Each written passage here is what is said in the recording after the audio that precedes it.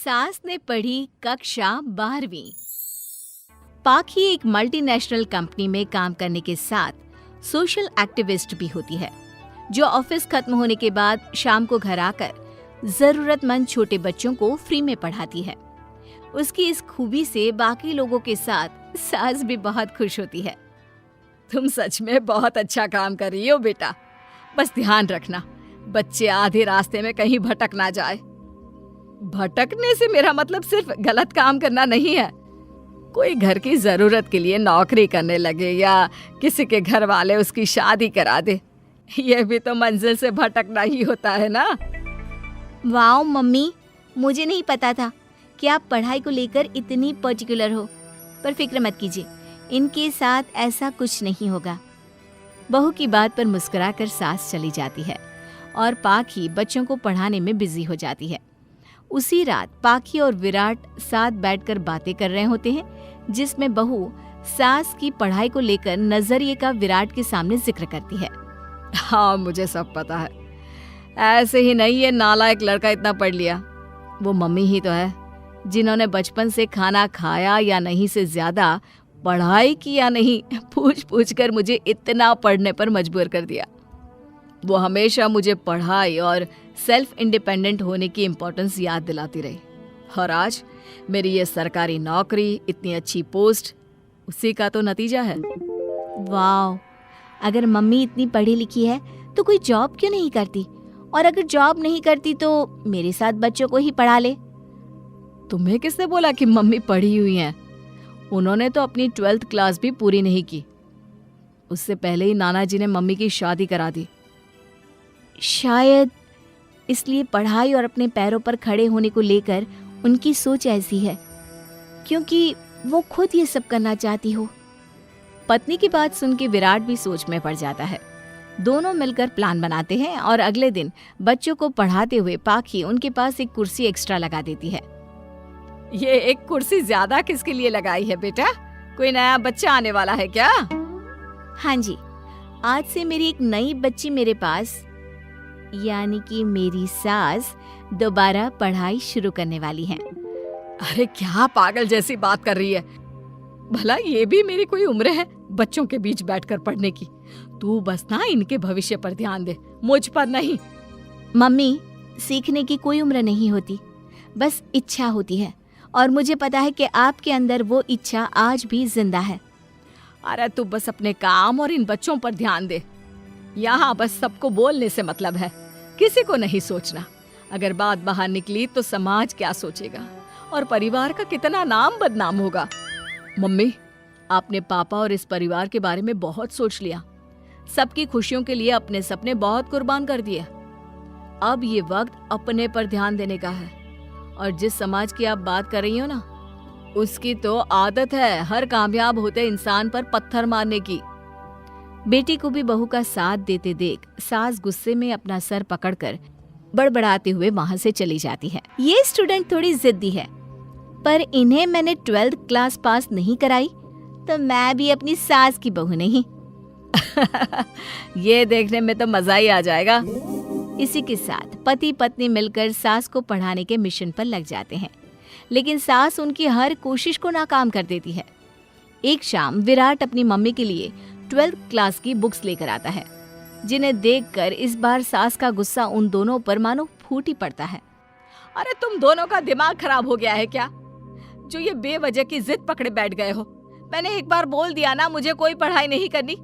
इसके बाद मेरी पढ़ाई को लेकर मुझे घर में कोई जिक्र नहीं चाहिए। पोता पोती पकड़ने की उम्र में किताबें पकड़ूंगी तो अच्छी लगूंगी क्या? अरे परिवार का मजाक बन जाएगा। मम्मी, पोते पोती आप पढ़ने के बाद भी तो खिला सकती हो। और रही मजाक बनाने वाले लोगों की बात, तो उनके पास खुद का कोई सपना होता नहीं, इसलिए दूसरों की उड़ान रोकने की कोशिश करते रहते हैं। बस एक बार माँ, आप कोशिश तो करो। अगर अच्छा नहीं लगा तो हम दोबारा कभी नहीं बोलेंगे।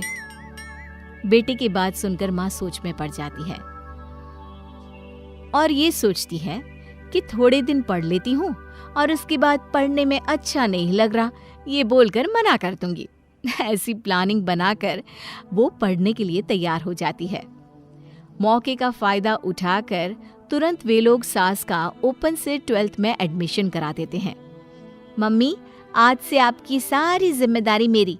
अब तो आपका नाम टॉपर के लिस्ट में आने से कोई नहीं रोक सकता। ये मेरे सीधे बच्चे, इन्हें अंदाजा भी नहीं कि माँ का प्लान क्या है। पाखी सास को पढ़ाना शुरू करती है। दिन बीतते हैं जिसमें धीरे धीरे सास भी कंफर्टेबल होने लगती है, लेकिन फिर पाखी एक सब्जेक्ट पढ़ने के लिए ट्यूशन जाने का सजेशन देती है, जिस पर बहुत गुस्सा, ड्रामा करने और पाखी के लाख बार मनाने के बाद एक बार फिर सास तैयार हो जाती है। थैंक यू मम्मी, आपको नहीं पता कि आपका 12th क्लास पढ़ना हम दोनों के लिए कितना ज़रूरी है। अब ये सिर्फ आपका नहीं, हमारा सपना भी बन गया है।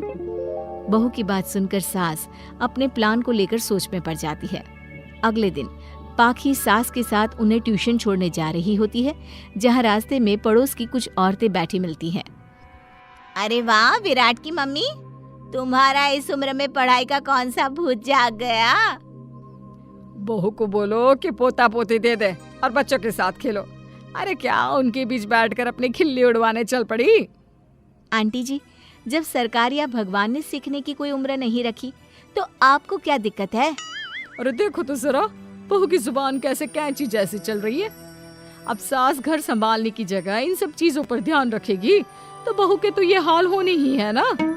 देखा बहू, इसलिए बोलती थी, अरे खाली दिमाग वालों से बहस नहीं करनी चाहिए, क्योंकि वो जब भी मुंह खोलेंगे गू ही बोलेंगे। उदाहरण तो तुमने अभी देख लिया।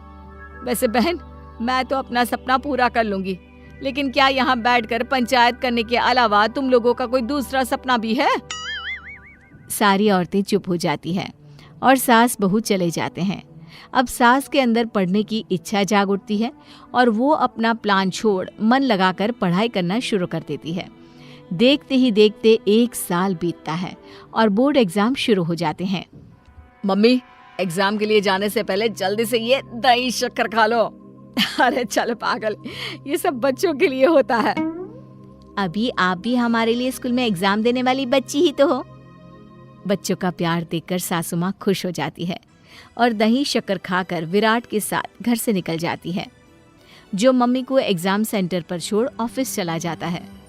इसी तरह समय बीतता है और एग्जाम खत्म होने के बाद देखते ही देखते रिजल्ट भी आ जाता है। मेरी टॉपर माँ, तुमने तो तहलका मचा दिया। हर तरफ तुम्हारे ही चर्चे हैं। घर वाले ये खुशी मना रहे होते हैं कि वही औरतें उनके घर आती हैं। अरे पंचायत की टोली, आज मेरे घर कैसे? बस तुम्हें सॉरी और थैंक यू बोलने आए हैं। उस दिन तुम्हारी बातों और आज तुम्हारे काम ने हमें ये सिखाया कि सपने पूरे करने की कोई उम्र नहीं होती। इसलिए अब हम भी शादी, परिवार, बच्चे और न जाने कितनी वजहों से अधूरे छूटे सपनों को पूरा करेंगे बहन जी।